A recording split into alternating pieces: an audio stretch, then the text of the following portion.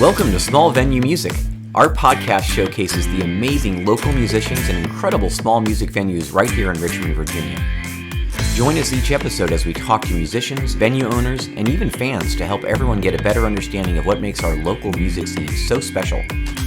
Whether you are a musician, a fan of music, or just curious about the local music scene, we think you'll really enjoy the show.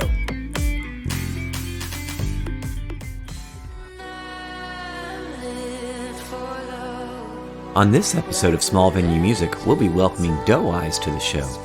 Ali Thibodeau is a Richmond-based artist who is well known for her award-winning album Legacies. Ali is an amazing singer and songwriter, but she's also a dancer, actor, filmmaker, and a creator of art in a variety of genres. She's one of the most talented artists to come out of Richmond, Virginia, and has a unique style that is all her own. Today's episode will be hosted by Don Busick. We hope you enjoy the show. All right, welcome, Ali Thibodeau, to the show. I'm so excited. Thanks so much for doing this with us. Thanks for having me. This is really cool. So I know a lot of folks know you by your pen name, Deau Eyes, and I'm really excited to have you on the show. And I'm particularly excited that we get to film here in this wonderful new Gramophone Winery and Music Festival. So thanks to the folks at Gramophone for having us, and we'll be sharing the wonderful Cabernet here. Yeah, what a cool spot. And this Cabernet is delicious, so thank you. Sure. So hey, Ali, I'm so excited to have an artist like you on the show because you're a singer, you're a songwriter, you're an actor, you're a choreographer, you're a teacher of arts and music. And I think I've just scratched the surface on all of the artistic endeavors that you're into. And I was like, where do I get started with this conversation? So I was wondering, could you kind of go back in time and maybe share a little bit about how you got interested in the arts and sort of, from your youth, like how did you become into all the various forms of art that you now have turned into? Yeah, I'd love to. Definitely. I mean, it all started from birth. My mother is a dance teacher and choreographer, and she owned a dance studio. She opened the studio when I was born. And so my dad is a political cartoonist and a muralist and caricature artist and just kind of a Renaissance man. He does a lot of things. And so, yeah, I mean, we really just lived on art and dance and music. And my mom was always needing new music for her dance classes, and I was in charge of finding cool new music all growing up because I just loved I think she also kind of needed me to be occupied and like while she was shopping for the business. And so I would just like finger through CDs at Plan 9 or at the time FYE, just record stores. And and I really fell in love with just lyrics and music and different artists and different styles and dancing, of course. And I always wanted to be a modern choreographer, very serious, and then I wanted to be a musical theater performer and I wanted to be a ballerina. There were like so many things but it was always just in the arts, and my brother and I did a lot of like putting on shows in the living room and making little music videos and all of this very casually. And like, it was a really silly, fun kind of like thing that we did, but that's kind of where it got started. So it sounds like it's obviously in the blood, in a sense. Yeah, there wasn't really much of an option, honestly. Yeah. Did your parents push you to do it, or was it just sort of come naturally, just kind of being around it? Yeah, I think being around it, especially being entrepreneurs, they were my dad owned a sign shop as well. And so both of them were freelance artists and also had their own businesses that they kind of did in tandem. And so our entire lives were just like in the studio, either the art studio or the dance studio. And we didn't have a babysitter. Like we just were at the studio while they were working. And it was like a village that raised us essentially within that community. Yeah. So it was a really cool way to grow up. It definitely, just like any artist, has its highs and lows, and you really go through it with your people. And they were always really upfront and honest with us about how it is being a freelance artist, but there wasn't much of an option. Yeah. And it's really cool, Luckily, I am in love with what I do. I think my brother Michael would say the same. So Nice. Can you, do you have any early stories of like what you can remember as first sort of putting yourself out there, public performances from your oh youth? my gosh, yes. I mean, there's so many. I feel like it's funny because I was picked on a lot in elementary school and middle school and everything. And I think it was because I had this kind of like false sense of confidence from my my parents. My dad was always like, "You're the best dancer in the studio. You know, you could dance better than the seniors." When I'm like in 5th grade, you know, and and it's really awesome that that was the case. But I also kind of like would do things like at the talent show, like I did a full on tap dance to that song ROCK in the USA. Oh, yeah. And like had this little like sequin skirt, and I was just like full out, like full makeup, and everyone thought it was the weirdest thing ever. And Please tell me there's video. there has to be somewhere. There has to We'll be see if somewhere. it comes in from anybody. Yeah, but things like that. I mean, I ran for I think the most formative one, honestly, was when I was in 4th grade. I was running for the vice president of the school, and I came up with this whole thing to "We Will Rock You." I can't believe I'm telling you this right now. Love it.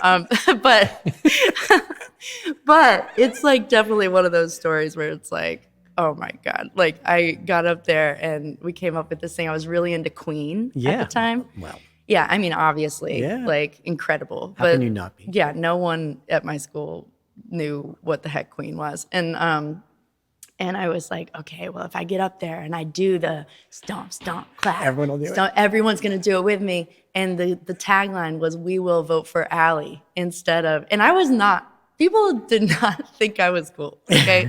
I was like definitely an oddball, like scrawny with little glasses and like, you know, the new kid in school. So I get up there and my mom is like fiddling with the CD and like, you know, it's like skipping and she can't get it to work. And I just turned bright red. And I remember thinking like, what have I done? Like no one is clapping with me. And I just did like the stop. I'm like, "We will vote for." No one joins. Trembling just voice. like trembling. And then I was like, okay, it's over. I'm never doing that again. And then over time, I like got my courage back up because I had people in my life that were like, "No, you got this. You could be Bernadette Peters. Like Yeah. you could be on Broadway, you know." And so, yeah, I mean, it definitely was a lot of putting myself out there and falling on my face and being like, "Oh no, I have really messed up." I can just imagine this. How it must have felt. Yeah. I hesitate to ask how the election went. Oh my God. I mean, it was embarrassing for sure.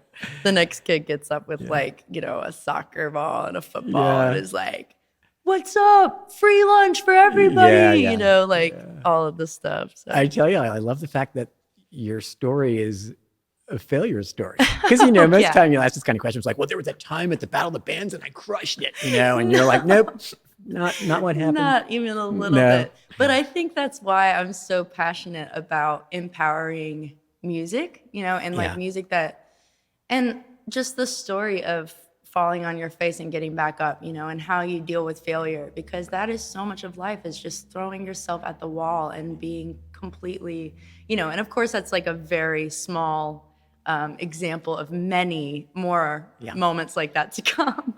But, you know, it is like, I mean, I love performing and I always have, and it's been something that I always look forward to in my life, and dance recitals and musicals and all of that was like my entire world, you know. I tell you, the thing I love about that story is a little insight into you, because I mean, I was from afar, I find like, wow, you're always putting yourself out there and doing these really creative and fascinating things that I don't know if I'd have the courage to do. Yeah. And I can see where you developed it through falling on your face a bunch of times and saying, get back up. All right. Guess I'll just keep on going. All right. Just think of a positive one. Okay. A positive one. What was one of your first moments when you kind of had oh, wow, this really landed well? Yeah, because, you know, all musicians and artists have like a rush when, you know, like, oh, I've got an audience really loved it. Do you have any good old memories of? Absolutely. I mean, I think through childhood, I definitely had a lot of like moments in dance that felt that way. And like just being in musicals for the first time was huge for me, But then when I got older, and I started to put myself out there as a musician, I mean, it took so much courage to do.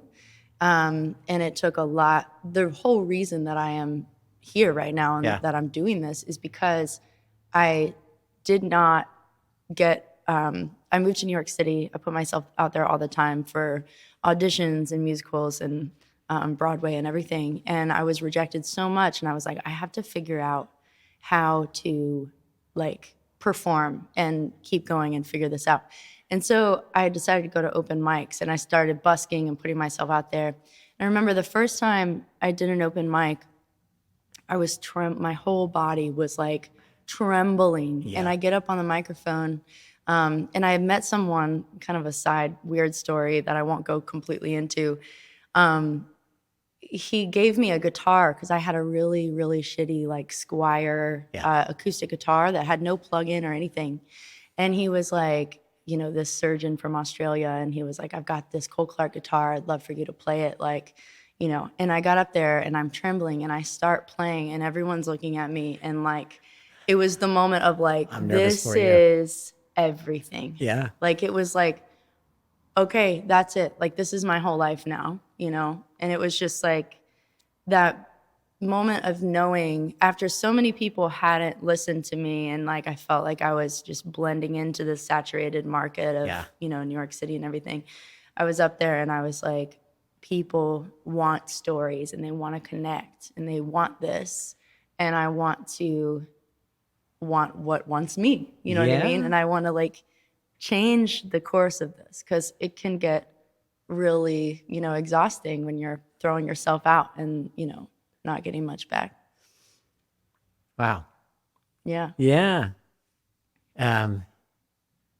Yeah. God, you're such telling the story of an artist, right? Like, it's great. It really resonates with me. Oh, yeah. I mean, and then earlier on, stories of like being young, the most inspiring people to me, we had this PBS special VHS of, it was like a Andrew Lloyd Webber review, and it was Bernadette Peters, like I said earlier. She had curly hair like me. There was like so many things about her. She was larger than life, like, and she sang Unexpected Song from Song and Dance, and it became like, I watched that so much. Like, it was like, this is what I have to do, Yeah.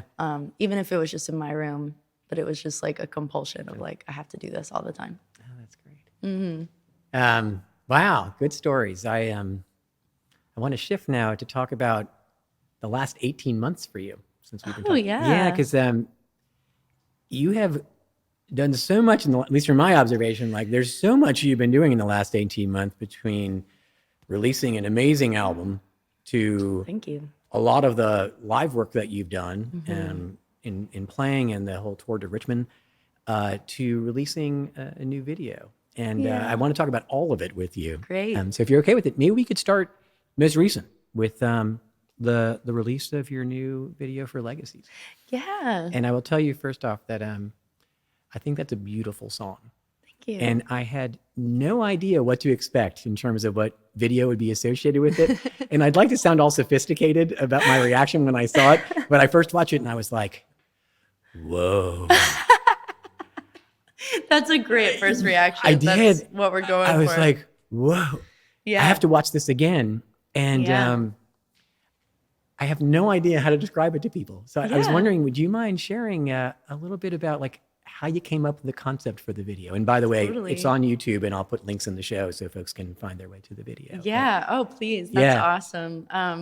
Well, first off, before I even start, I mean, this project was so, it was just one of those moments where you look up and you see a lifetime of a community there to support you. Just people from the dance studio days, people from, the theater days, people from just attending shows for the last 8 years I've been doing this. And my brother and I made this together, and we've been making stuff together since the pandemic, essentially, like really for Deau Eyes, but we've been making things together our whole lives. We're like a year and a half apart and super tight. And this last one, like Legacies, when we were making it, I was recording in the studio with Scott Lane at his place, Subflora. And when we started recording this song, and when I was hearing like the production all come together, I started thinking about just that like apocalyptic. I mean, the whole thing, the whole record was like love songs for the apocalypse, right? Like I was considering calling it that. I'm glad that I didn't, but it was like the overarching theme of the record is like this dire, like everyone that I was with for the last 4 years felt like, okay, please let this be it. Yeah. You know what I mean? Like, please let this be the final destination.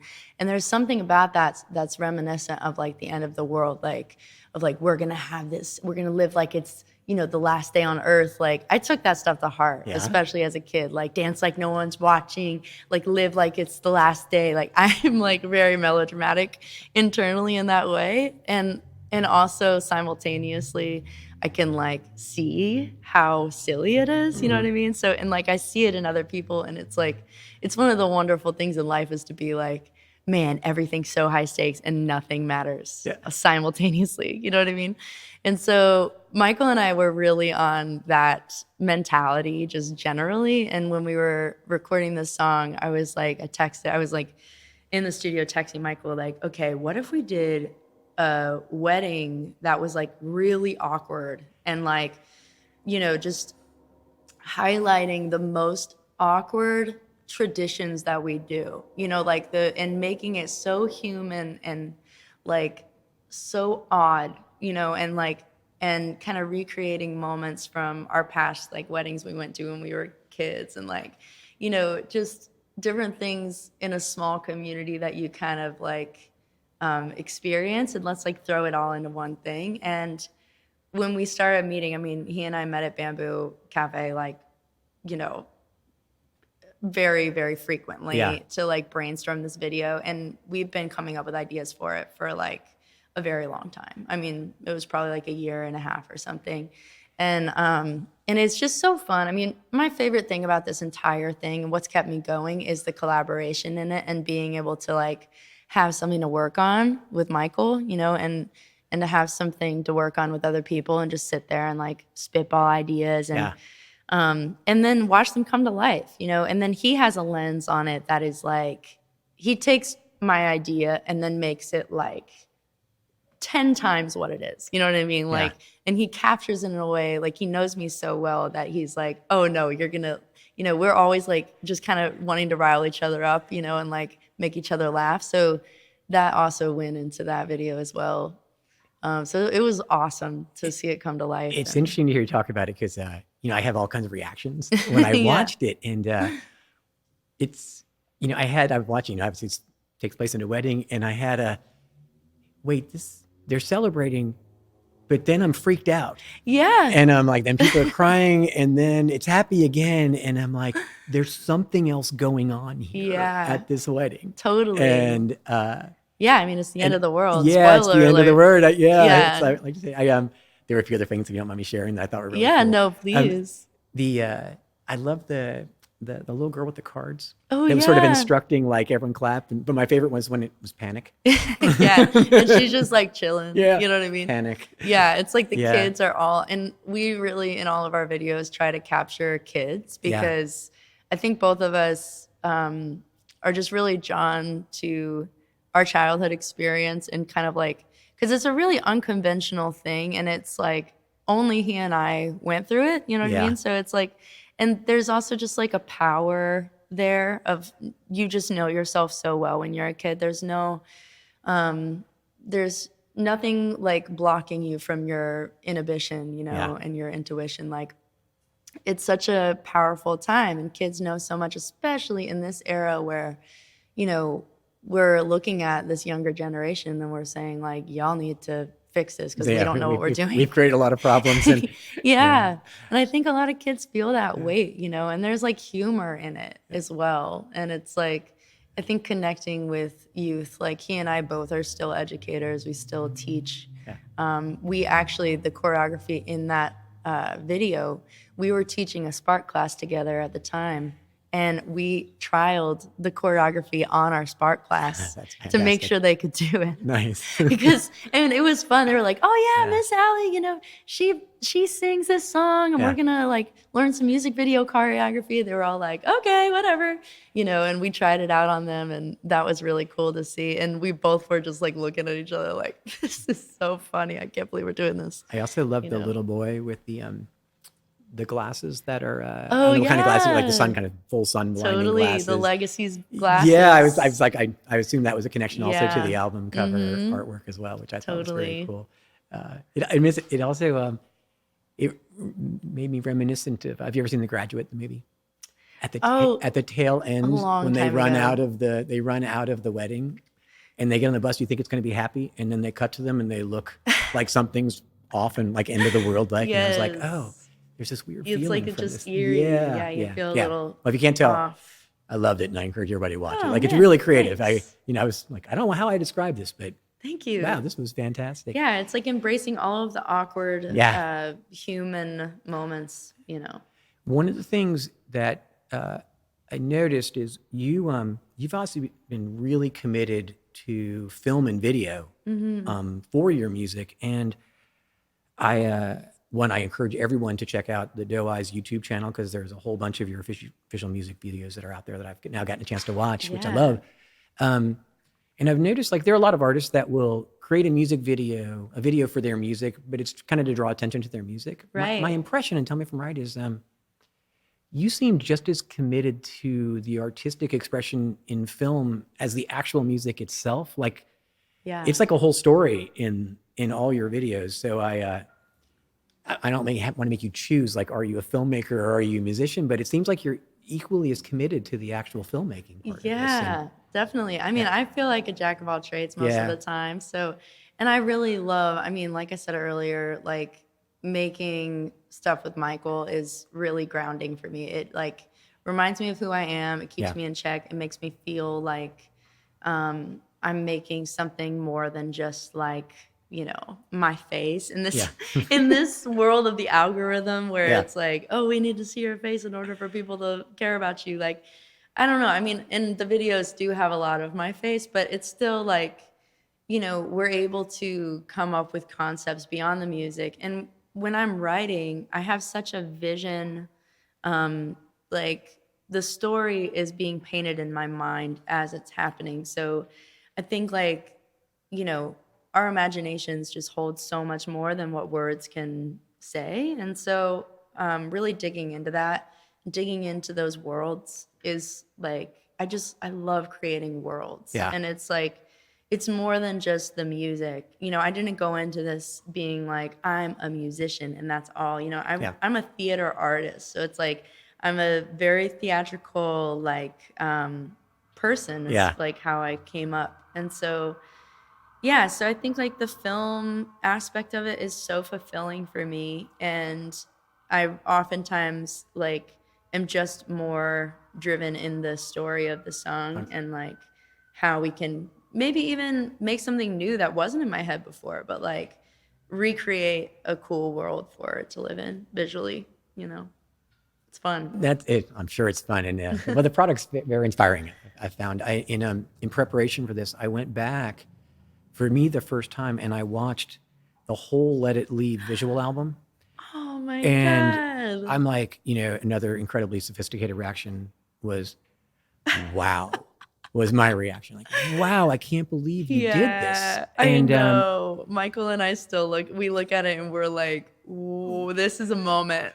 This was a moment in history for us. And I, if you wouldn't mind, I'd love to share like what inspired you to put out, like, it was like a feature film, like a Yeah. full length, like all in, and I'll put a link to it out there because it's amazing.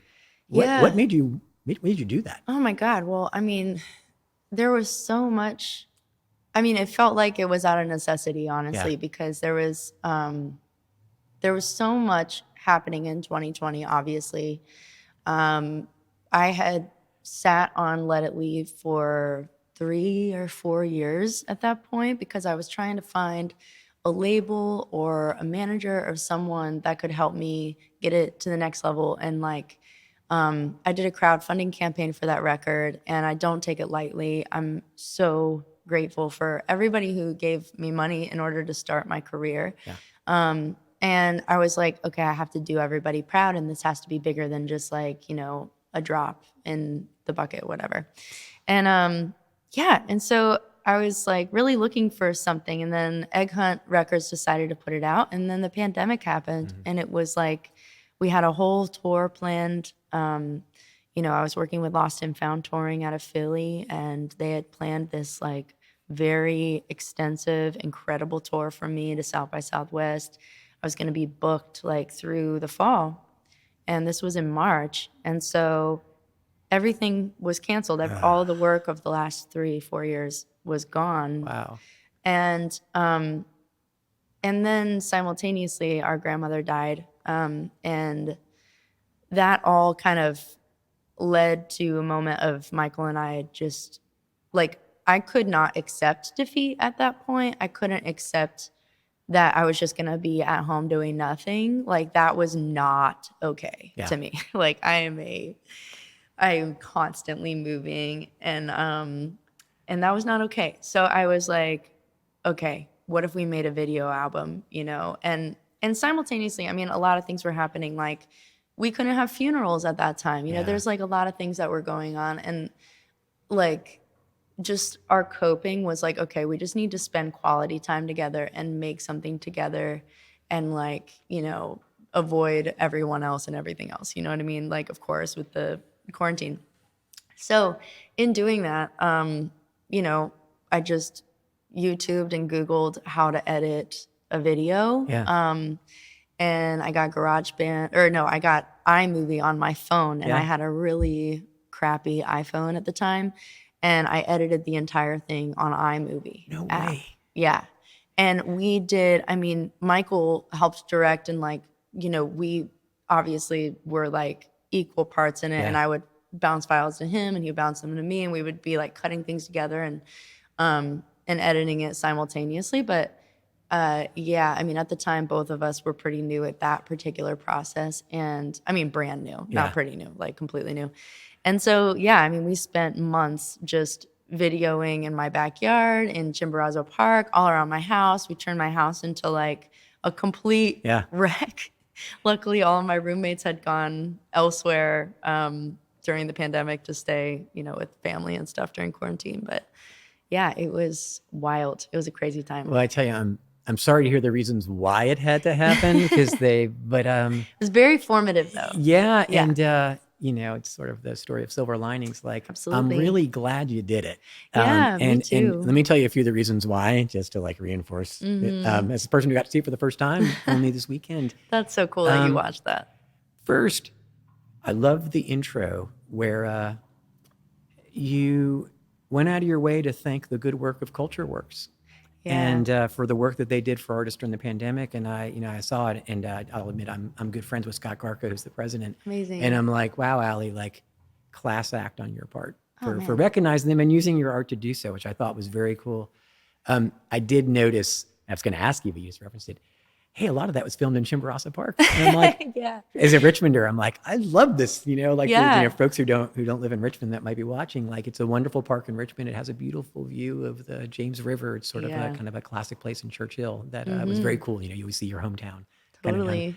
The other one that, sometimes you get emotional watching art sometimes. And for some reason, the ending, when you thank everybody and the way you did it, with the sort of the paper on the ground, and I was watching it, and that sound, that feeling like when a singer hits a note and you kind of well up with emotion. Yeah. When they cut to the paper airplane, when you had a big thank you on the paper airplane, I was like, I want to text Ali and say, this is just amazingly creative, and I loved it, and what a perfect ending for thanking all the people that were a part of it. It was truly amazing, and I hope frankly a lot of people get to watch it. But it was great. I thought it was wonderful, and I'm sorry to hear why you had to do it. But it was really, I was inspired by it when I saw it. I'm like, wow, what a body of work! It was great. Thank you so much. It definitely was a labor of love, and the ending, just thinking about it, I like, I haven't watched it in a long time, obviously. And Sure, it brings back memories, me talking about it. no, I love it. Yeah, It does. Yeah, yeah. it really does. And it's really beautiful because, yeah, I mean, I really wanted to thank everybody. And I wanted the thank you to be like the proof in the pudding, right? Yeah. Like the work, the tour, the exciting announcements, all of it. And the way that we got to show up for everybody ended up being really, really cool. Yeah. And yeah. And a lot of the things, I mean, just thinking about that paper airplane and about like, we made a giant paper airplane. Michael and I got paper airplane tattoos from it. Nice. Like right here. Oh, wow. Yeah, but that's a surprise. it's like 12 feet tall, Yeah. made out of foam, and we flew it off of the hill in Chimborazo Park. And like, just being able to, like, there's no other time in history when we would have been able to do something like that. Like, just to even think of it. Yeah. You know what I mean? Like, to have the time and space to think of that stuff and come up with it. I mean, a lot of the stuff that we acquired, like, there's a scene where I'm, like, beating the shit out of a oven. Yep. I don't know if I'm supposed to curse. I'm sorry. Okay, great. It's good. But we're just like really like we found an oven on Facebook Marketplace. Like we were just looking on Facebook Marketplace for anything that was like bizarre. Yeah. You know what I mean? So that we could like free things. We're just like looking for free stuff that we can go pick up because all the stores were closed, Yeah. and like there's nothing to work with. But it was like, oh, there's a bunch of people who still have to get rid of stuff, you know? And yeah, I mean, it kind of turned my house that I was renting into a bit of a junkyard in the back. But it was really, really cool. And yeah, thank you for watching. Oh, sure thing. So I thought we probably should talk about the small thing you did, which is your actual full album, the latest album, Legacies, or should I call it the award-winning album, God. Legacies? And I saw that you won the Newland Music Prize here in Richmond for it. And I probably embarrassed you to talk about it a little bit, but would you mind telling people like, well, what is the Newland Music Prize? Because it's a pretty prestigious honor to have won. And go ahead and share it. Go ahead and brag a little. Yeah, I mean, it's so cool. It's a real honor because I was nominated with a lot of artists that I really admire. Butcher Brown. I mean, DJ Harrison is the reason for Legacies. Like his style on that record is just like unlike anything I could have recreated. Like anything I could have done with anybody else, and he obviously is in Butcher Brown and kind of a mastermind behind them, and they're blowing up. I mean, they're like a world renowned band that is just killing it. And then, Cassidy Snyder, Miss Jalen Brown, like so many people that I really admire were on that list. Mackenzie Rourke, who was Mackenzie on our show. Rourke, Yeah. who I love. Yeah. And we just like, I mean, God, her music is so beautiful and her voice is like unlike anything. And it's just, I mean, it's really cool to see the community come together in that way and to see, to draw attention to all of the records that happened throughout the year. I really love what Doug is doing with that and the Auricular and the, RVA 804 Day, and all of that. So it's a big honor in our city to have the Newland Music Prize. McKinley Dixon won the previous year, and I was lucky enough to sing on those records too. And so it's cool. It's great. And I'm happy that you got the honor, and it's just such a wonderful kind of recognition of the music scene here in town, which I think is very cool. Let's talk about the album just a little bit because I love it. Obviously, I love it. Thank you. And we've gotten so much positive feedback on it. It is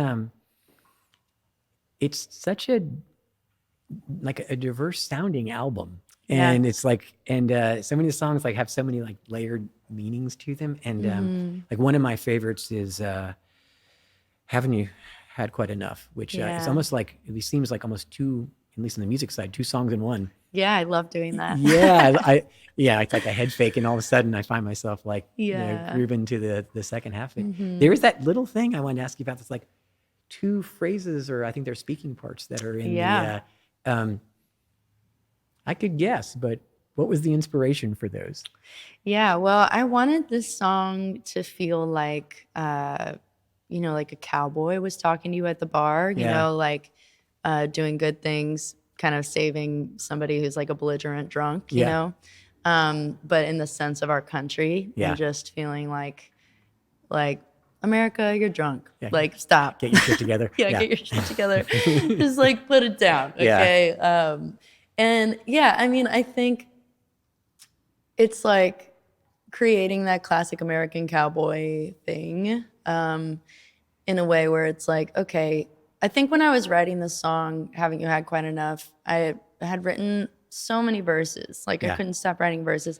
I still can't stop writing verses. Like, I've added a verse that I perform now because I'm like, okay, this needs to be said. It's never finished. Yeah, exactly. It's like after it's been recorded, it's never finished. I fully believe that, especially about that song. The other one, it was like a completely different style.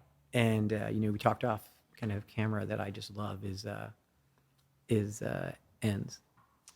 Yeah. And Thank you. I'm glad you like that song. so stripped down. So like, and I gotta ask like what sort of two questions, like what made you decide to do a full, like stripped down, just you and an acoustic guitar song in an album that is full of instruments and so many Right. other things. Yeah. So is there a story behind it? Yeah, absolutely. That song was the last song that I wrote on the record. I'd already been recording. I pretty much thought that I finished the album, and Yeah. then I was like, there's one song that I have to do. Like, I have to write one more song. And it was primarily because of that, because I had made a commitment to myself when I made Let It Leave that I'm always going to do a song that's just the guitar, because that's how I started, and that's how I will continue forever, is being able to play solo shows, and like just kind of like an homage to my beginning, and it being so much about like the human connection and the lyrics and the acoustic guitar in particular. And so, yeah, that song was kind of the ultimate love song to humanity at the end of the world, and the whole feeling of the love songs for the apocalypse vibe, just needing that one lonely, like longing song with me and whoever it may be that I'm with at the end of the world. And in this world where, the apocalypse is happening. So, and that person can be like a grandmother, that could be a little boy, it could be, somebody who has completely different beliefs than me, any walk of life. And so it's like a song for just basic human connection that is unadulterated by any circumstance. And it's been really powerful. I like to play it solo, unplugged, like out in the middle of the audience. At the end of some of my shows, I'll just like walk out into the crowd and people surround me and I play it and I just give like harsh eye contact. And some people are like, whoa, but you're freaking me out. Yeah. But I think that kind of, during the pandemic, obviously there were like, of course we all miss being on stage, but it was more about missing the conversations around the time on stage. Like missing the moments where, you're in a new city and you're staying at a stranger's house and they make you breakfast and you get to know what they do and what they do for fun and what their life is like, what their home is like, like things like that just really nurture and nourish my imagination and my just adventure. That's what I was missing the most. And so, that song is just kind of a moment for acknowledging that. Well, it is full of emotion and it brings out a lot of emotion, at least when I hear it. So I love it. Thanks. This is actually a great time. You said you'd play a couple of songs for us on the show. I'll play that one for you. Can we take a quick pause? We'll Sure. we'll kind of take a quick break. We'll set up and then Ali will play a song for us. Sounds good. Awesome. All right, this is a song called Ends. And so it ends when the world feels right again, when we all fall off of what we meant, quietly up on the fence of what's right and wrong, when we're offended, when all I know is I'd have to hold whoever's there at the end of the road.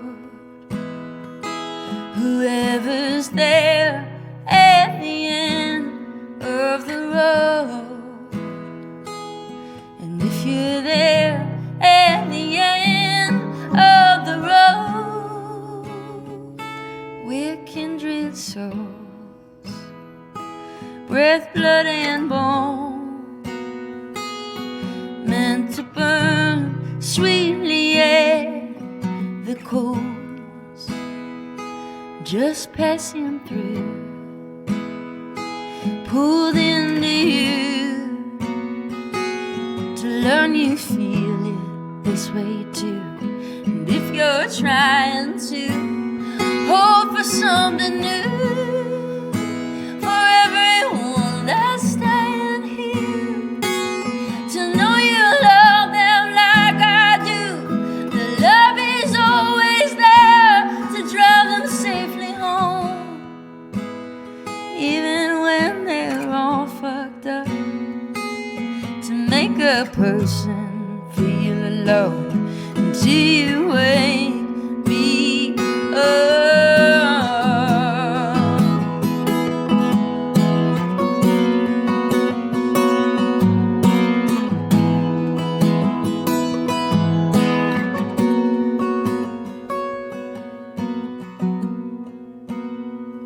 For my last show,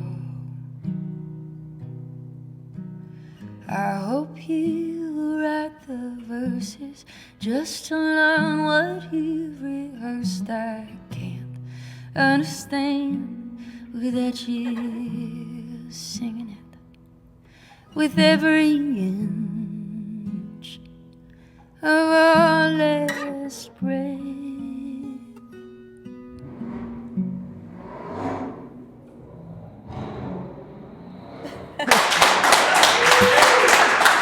Thank you. I hope you can hear that person rev their engine at the end. That was awesome.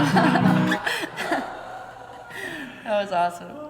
All right, so I'll play one more song for you. This one we talked about as well. This is a song called Haven't You Had Quite Enough? And I just got to retune real quick. And yeah, I wrote an extra verse for this one that I will play for you now. Here we go.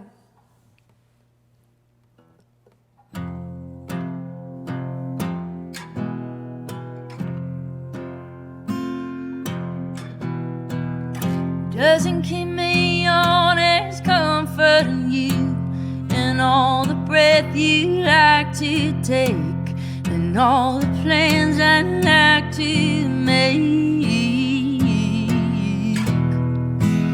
It doesn't keep me honest, comforting you, and all the faith you have to fake, and all the pain I'd rip away.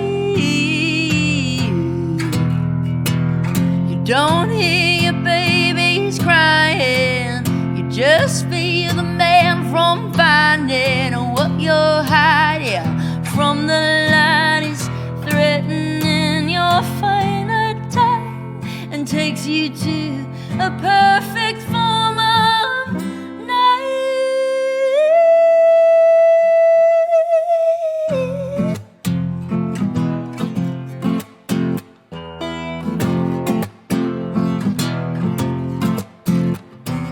Don't you see that man is lying to you? Haven't you had quite enough?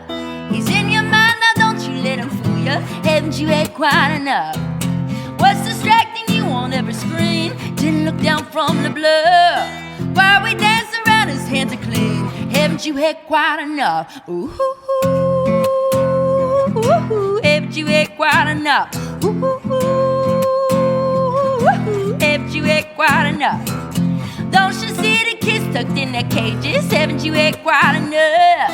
Hard to breathe under those 4 blankets, holding them, that's pretty tough. What you planning for? down the line. Look at them all growing up. Slam the doors and got a bigger size. What do you add to your luck? 'Cause they're calling you daddy now. They're calling you daddy now. They're calling you daddy. No, if you ain't quite enough. If you ain't quite enough. Don't you hear the men rip up our pages? Haven't you had quite enough? Talking blind and wanna see us naked. You'll never control who I love. Don't you feel them crawling up your thighs? Who's responsible if I die? I'm here to live out my human life. We're gonna organize and make this right. You can never take back my fundamental rights. So what makes you think it's alright this time? What makes you think it's alright this time? What makes you think it's alright to try?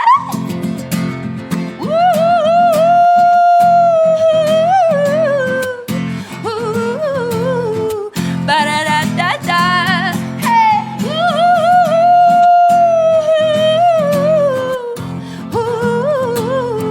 ba-da-da-da-da. 'Cause they're calling you daddy now. They're calling you daddy now. They're calling you daddy now. They're calling you daddy now. They're calling you daddy now. They're calling you daddy now. They're calling you daddy. No, if you ain't quite enough. If you ain't quite enough. Haven't you had quite, haven't you had quite, haven't you had quite enough? Haven't you had quite, haven't you had quite, haven't you had quite enough? Ba-da-da-da-da-da-da, haven't you had quite enough? Ba-da-da-da-da-da-da, haven't you had quite enough? Haven't you had quite, haven't you had quite, haven't you had quite enough? Haven't you had quite, haven't you had quite, haven't you had quite enough?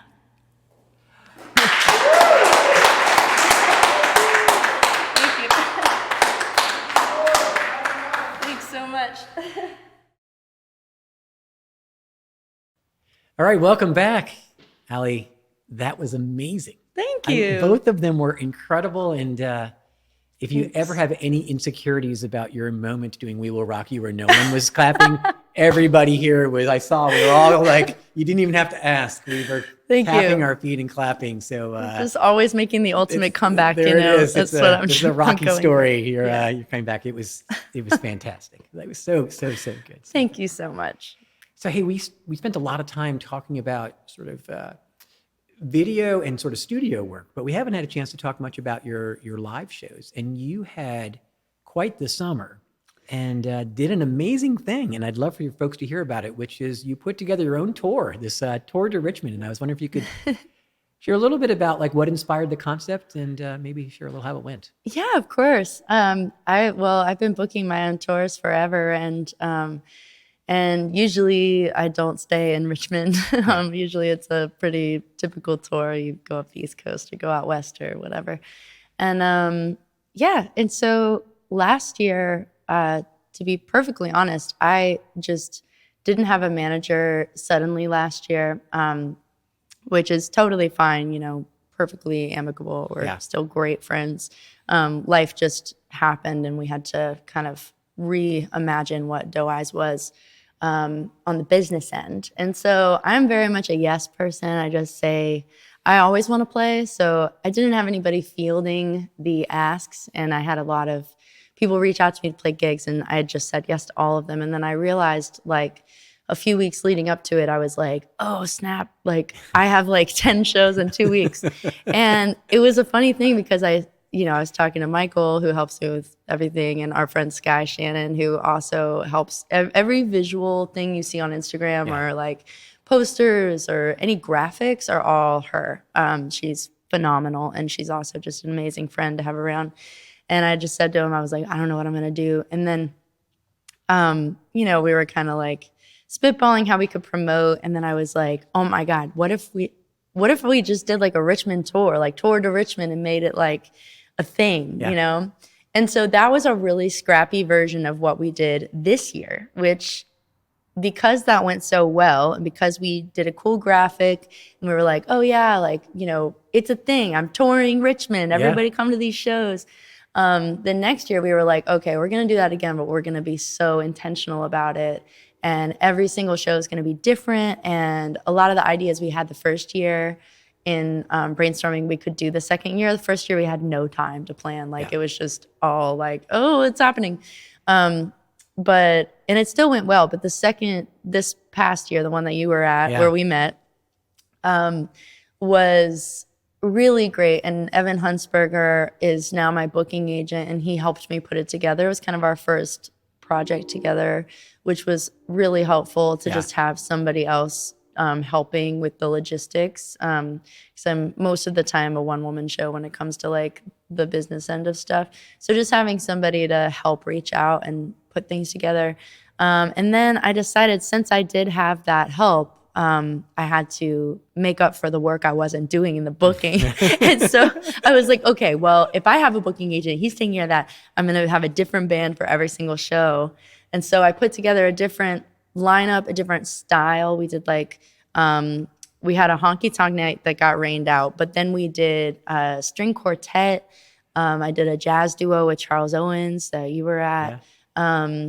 I did a Legacies show with one band, and then we played Legacies in full, and then we played Let It Leave in full at Bandito's after a night that was just a hardcore show. Like it was a metal show. And then at the very end, I was like, no, everybody's going to leave. Like I was like, this is such a leap of faith that people will stay. Like I wanted it to feel that energy of just like thrashing, and then it be us. And then once I actually did it, I was like, no one's going to stay. Like, what have I done? And sure enough, they stayed. They stayed. And more people came, and that show started at midnight. And it was a full room, but every single show was full. I did like a recording session at Go West recording studio, really close to here actually. And that was awesome. We had like a really intimate live acoustic band. So it was like Austin Martin on percussion, and Ryan Gary on upright bass, Caroline Vane on violin, and Charles Owens on upright piano, and me just on acoustic guitar. And we played like a lot of really cool arrangements of the songs. And I want it to be an annual thing now, where it feels like you don't know what you're going to walk into. And when you do walk into it, you just know there's a community of people there that you're going to meet. You know, we all go to school, like growing up, you go to school in September and you meet all of your new friends. And I wanted to feel like you can go to the Deau Eyes show and make all your new friends, you know, like that's like how I envision the future being of this like community, because everyone's so cool. And I'm like, everybody just needs to know each other, you know. Well, I like how you brought so many people into it. And the way it was all different each night. And you didn't talk about the passport part of it, which I also thought was super creative. Yeah, the passport. I still have mine in my car right now. So we made a passport. Sky definitely helped me create that thing. It was a beast to envision creating a passport out of one sheet of paper so that it was affordable, you know what I mean? But we did, and it's a booklet. It's like a paper booklet. Uptown Color helped me print them. And and so whenever you come to the show, you stamp the passport on the particular show day. Like every page has a different show on it, and people filled that thing up. It was great. And I was just like selling them for like $2, you know, so that people didn't throw them on the ground, because it definitely all of this stuff is just out of pocket. I mean, and you finished it at Trapezium. Trapezium, and it was great. Trapezium's in Petersburg, and I play that gig quite a lot. And it's just 3 hours of me playing songs out on the patio, and people showed up that weren't already at Trapezium. And that I know I did, and I was glad to be there at the end of the road. Yes, so it was, at the end of the road. There you are. Yes, good job. Hey, one of the things that you mentioned that you're going to do again this year that I'd love for you to talk about is your annual Christmas show or holiday show. The holiday party. Yeah, the holiday party. Could you talk a little bit about what people can expect? Absolutely. So as I said, Sky, Michael, and I are like a creative team, and this is like our baby that we've been creating every year. This will be the 3rd annual holiday party, and the first year we did it in a warehouse in Manchester, and it was like invite only. There was like a secret doorway, like it was like very underground, but it was, I mean, there were probably like 200 people there, just open bar, like it was wild. Yeah. And we had some really good friends help out with that. Rebel Bourbon sponsored it. It was awesome.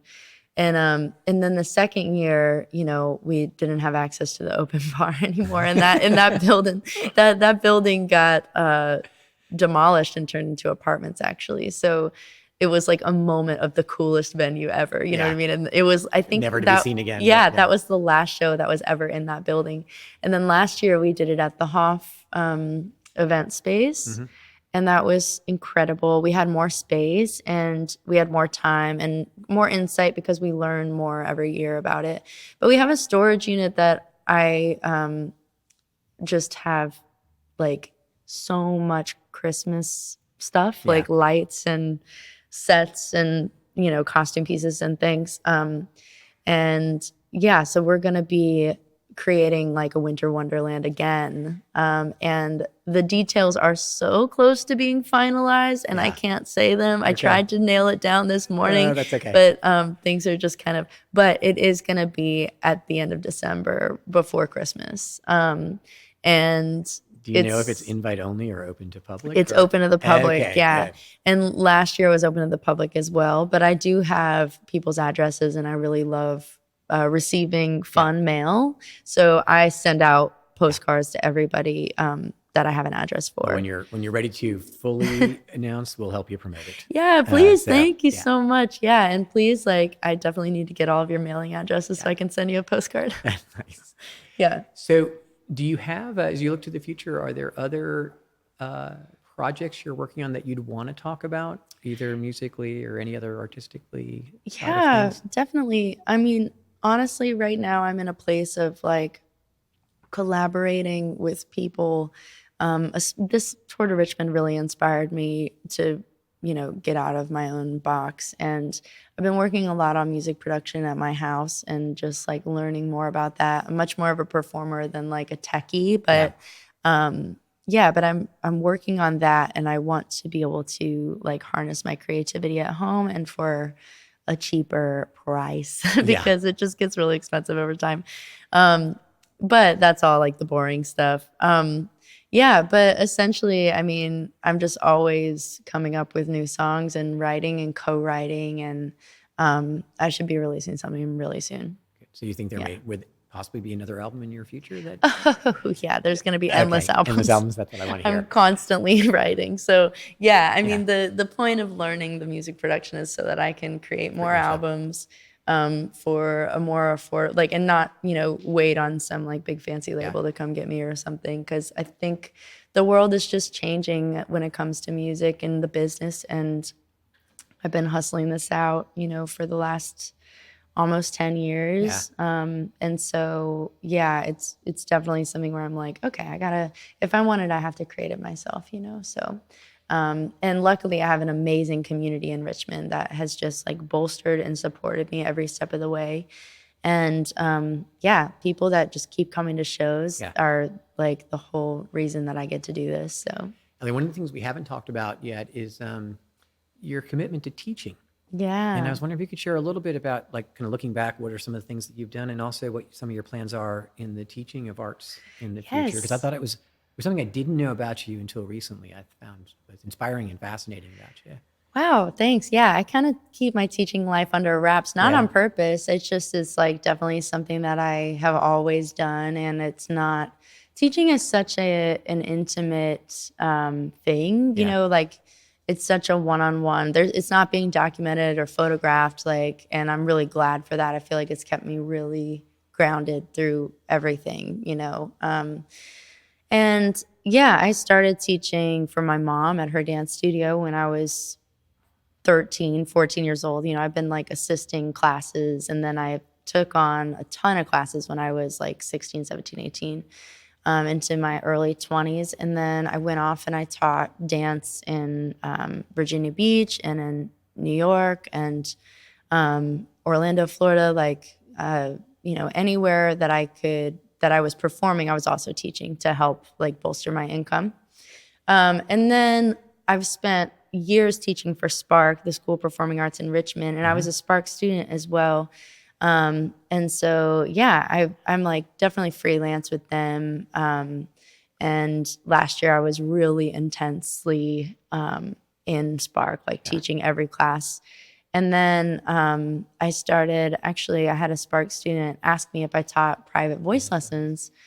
And I was like, no, but I should be, I guess. And so then we started working together, and that spiraled, just word of mouth. And honestly, we started doing more songwriting, like one-on-one songwriting. And I found that people have just come to me with ideas, or come to me feeling like I just want to learn how to channel this creativity or like self-expression or just gain confidence. I'm so not confident. I've never sang before, and I really believe that anybody can write a song and sing. Like, I don't think that, I think there's definitely a lot of things in your body that make it so that it's more natural for you to sing. But I think so many people cut themselves off from expression because of things that they heard when they were really, really young about how they're not a singer, or, and all, like, there's just so many things about our speaking voice even that like are inhibited by our musculature and what we learn from society and the people around us and fear and all that. And so I'm really, really passionate about helping others find their voice in the world, and so that's translated into, I've worked a lot with UMFS and the foster care system, and youth that just don't have homes or are in horrible situations and need an outlet. I'm going to be working with the Juvenile Detention Center pretty soon, doing songwriting and creative expression, which I'm really, really excited to meet them. And I just believe that if you can find something you love and commit yourself to it, you can get out of any bad situation. And so I just want to be able to provide that little like spark of energy, of just like, this maybe is your thing, and like, if it's not, that's cool, but you have a thing, like everyone has a thing. You just have to be presented it and nurtured in it. Oh, what a great way to give back. Thanks. It's very fun for me. It's funny because I'm not surprised that there's yet another side to you to learn. I'm just ADHD. I can't stop. I can't stop changing and moving. Yeah, well, for sure. Hey, Ali, thanks so much for being on the show. I can't thank you enough for being here. You're an amazing artist in so many different ways. I mean, you're just you have an amazing voice. You're fun. You're smart, and you're creative in like these unpredictable ways, I would say, that I just find fascinating. And I love how you don't fit into any particular artistic box, but you're just you. And I hope you can kind of tell, even from the reaction of everyone, at least here at the show, we like you. We like who you are, and we like kind of what you bring. So I like all of you so much. So thanks for being on the show. It's been great getting to know you, and I really appreciate it. So hey. Same. Yeah, we have to do the vice versa this time. I need to interview you. Yes. Cheers. Cheers. Thank you. Thank you. Thank you for listening to today's show. Please like or subscribe to our podcast to be notified of each new episode, and follow us on all of our social media channels. If you are a local Richmond band or venue owner and you'd like to be featured on the show, please feel free to send us an email at smallvenuemusic@gmail.com. We'd love feedback on each episode, so please leave a comment to let us know how we're doing. Thanks again for listening.